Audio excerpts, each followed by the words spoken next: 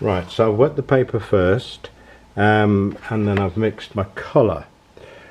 I've made that quite weak to start with, but I've got my source of colour there ready to add when I need to strengthen it. And I'll be looking at strengthening it a little bit towards the horizon line where I've got the white from my first wash, maybe weakening it over the water, the sea, and then bringing back the crimson again a little bit more to respond to the sky in the very wet sand, and then fading out towards the bottom. So I'm applying it with a fairly large flat brush.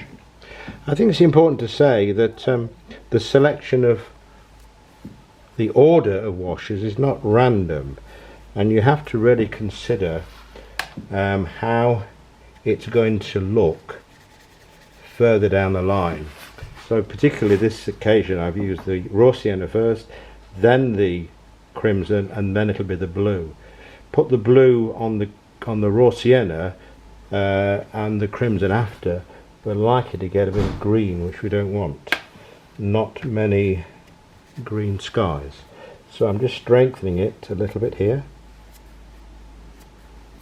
It's always a problem in terms of the strength of the wash that you apply, because obviously for a start you are applying this colour on a wet surface, but as we know, as the water evaporates, as it dries, then the colour weakens. So it's judging, which is not an easy thing to do. It's judging the strength of the colour as you apply the wash. So I'm coming to the wet sand, and I want to just slightly strengthen that.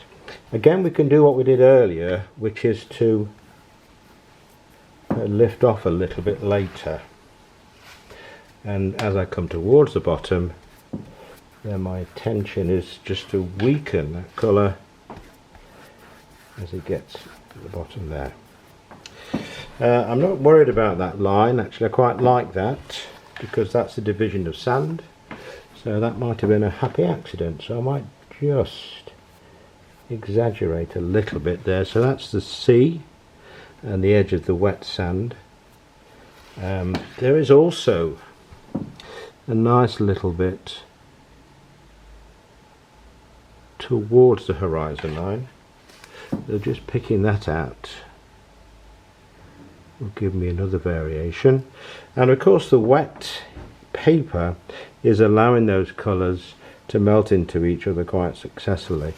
So I think I'm fairly happy with that. I will just soak up any excess. I'm painting flat. I don't always paint flat, but because I want to have more control of the colour and allow the colour to merge very naturally rather than be forced by the slope of the paper if I was painting on an easel, I'm preferring to work flat. It does give me a bit more control over how the colour works, particularly working on wet.